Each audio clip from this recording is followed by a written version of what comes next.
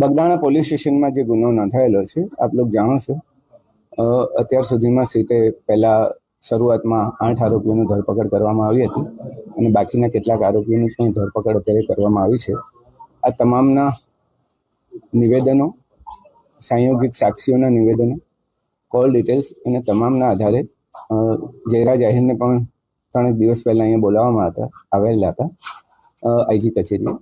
એમની પૂછપરછ ચાલેલી હતી અને ત્યારબાદ પણ બીજા 2 આરોપીઓની ધરપકડ સીટે કરેલી હતી અને તમામ પુરાવાઓને અત્યારે ધ્યાને લેવામાં આવ્યા અને આજે સવારથી જ એસઆઈટીએ સાથે તમામ પુરાવાઓની ચકાસણી કરી હતી અને ચકાસણીના અંતે કેટલીક બાબતો સ્પષ્ટ કરવા માટે જયરાજ આહિરને ફરીથી અત્યારે સમન્સ પાઠવવામાં આવ્યું છે અને સમન્સના આધારે તેમની પૂછપરછ બાદ તમામ એસઆઈટીની ટીમને ચોક્કસપણે લાગ્યું છે કે આમાં પ્રાથમિક પુરાવા પૂરતા છે કે જેમાંથી જયરાજ આહિરની અમે ધરપકડ કરી શકીએ, એટલે આજરોજ એમની ધરપકડ કરવામાં આવી છે.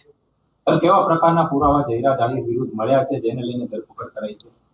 શરૂઆતના તબક્કામાં જ્યારે એસઆઈટીએ આ તપાસ કરી હતી ત્યારે પણ કેટલાક પુરાવાઓ જે હતા જેની મોલવણી અમે કરવામાં આવી હતી અને ત્યારબાદ જે 8 આરોપીઓની ફર્ધર પૂછપરછ કરવામાં આવી એમાં પણ કેટલીક સંડોવણીઓ જણાવી હતી અને ત્યારબાદ બીજા 2 આરોપીઓની ધરપકડ કરવામાં આવી. એના પછી પણ 2 મહત્વના સાક્ષીઓના નિવેદનો પણ લેવામાં આવ્યા અને અન્ય ટેકનિકલ પુરાવો પણ પ્રાપ્ત થયો છે કે જે એફએસએલની વેરિફિકેશન માટે જરૂરી છે, પણ એ પુરાવો પણ અમે ધ્યાને લીધો છે. જયરાજ આહિરનો સાહેબ આમાં રોલ શું છે? જે જયરાજ આહિરનો રોલ તમે જે પૂછો છે એ પ્રમાણે છે કે ઘટના તમે જાણો છો કે બુટલેગરે હુમલો કર્યો અને કોઈ બાતમીના આધારે સત્ય દેખાઈ રહી નથી.